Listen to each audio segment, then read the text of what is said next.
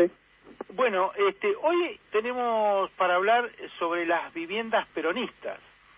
Y en el habitar moderno que implementó el general Perón en materia de viviendas, surgieron numerosos conjuntos de vivienda social, edificados y proyectados en estilos arquitectónicos diferentes, tanto pintoresquistas, esencialmente reconocidos en los chalets individuales y en edificios de impronta tradicional, y modernos, que en conjuntos de viviendas colectivas, ya sean tiras de monobloques, bajos o en altura.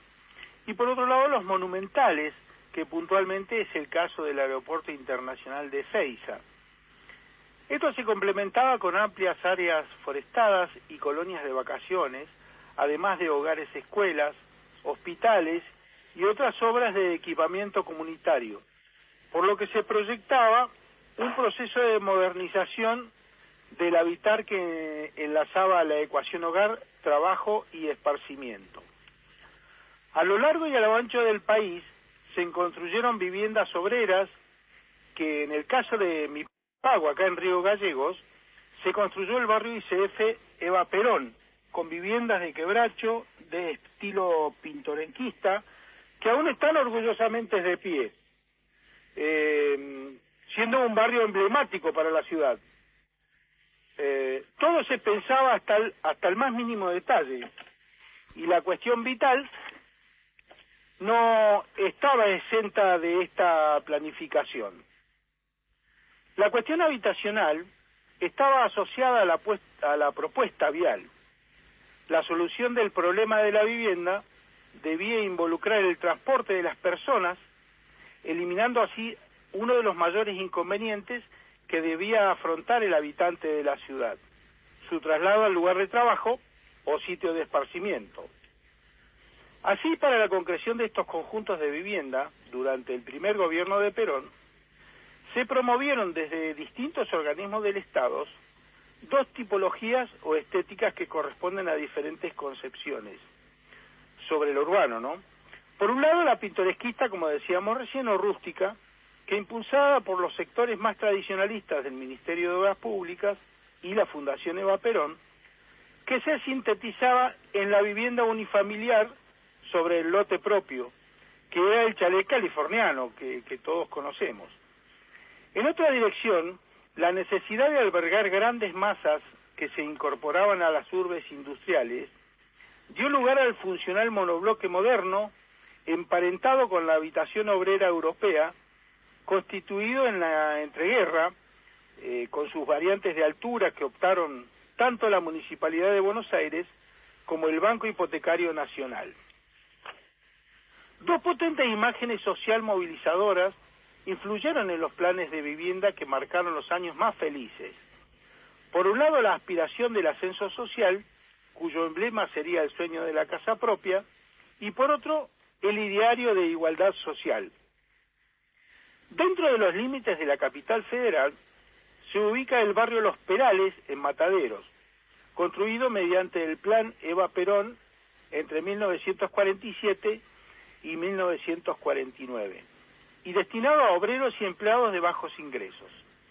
El proyecto previó la edificación de 46 monobloques de baja altura, contabilizando 1.068 unidades de viviendas unifamiliares de 2 y 3 dormitorios. El conjunto estaba con natatorio, espacios para juegos infantil, delegación de correos y telégrafos, biblioteca, centro comercial y escuela.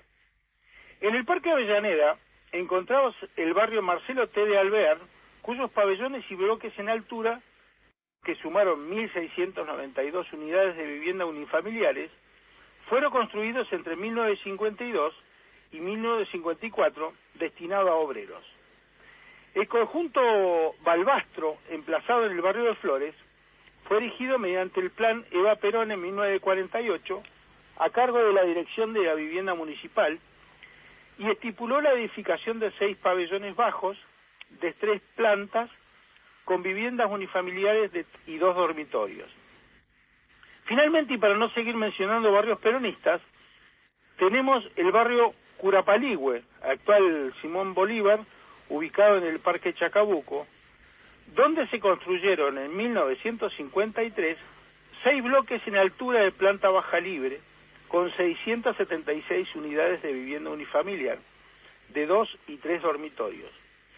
El conjunto habitacional incorporaba jardines perimetrales, estacionamientos y sectores recreativos, y en sintonía con el Marcelo T. de Alvear y el 17 de octubre, adhiere al modelo de urbanización concentrada. Así, la materialización de una estética suburbana, geográficamente cercana a la capital, que representaba la mirada que atravesaba la mayoría de los soportes de comunicación, con imagen aspiracional de la familia trabajadora, la figura de la pareja junto al hijo, y en ocasión acompañados por un anciano, todos prolijamente ataviados, retratados en los confortables y bien equipados interiores del chalet suburbano y de la vivienda rural, mostraban la contracara del dolor que significaba a los desamparados del pasado, rescatados de la miseria por la inconfundible y armoniosa mano de la compañera Evita.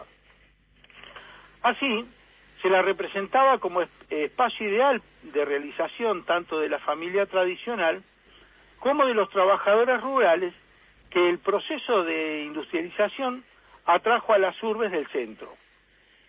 El estilo excluyente para estos emprendimientos era un pintoresquismo de referencia californiana, en el que los techos de teja a la española, las paredes blancas y las aberturas y celosías de madera pintada proveían una atmósfera acogedora y una estética reconocible para sus beneficiarios.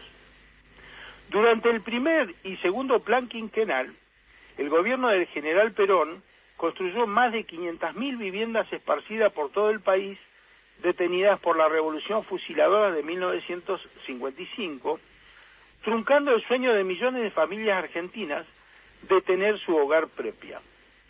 Pero escuchemos a la Secretaría de Prensa y Difusión contarnos sobre las viviendas peronistas. Surgen barrios y ciudades enteras. La ciudad Evita, por ejemplo, con 10.000 viviendas, iglesia, capillas, escuelas, mercados, oficinas públicas, estación de ferrocarril, hospitales, plazas, parques y estadios, un centro cívico principal y 5 secundarios. Durante el primer plan quinquenal se construyeron 350.000 viviendas en toda la República, convirtiendo en propietarios e incorporando a una vida digna a 2.500.000 argentinos que hasta entonces vivían en ranchos o inquilinatos.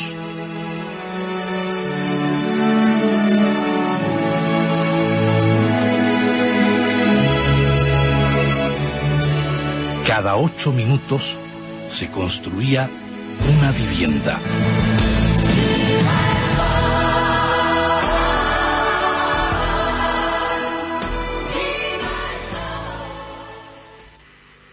La seguimos la semana que viene.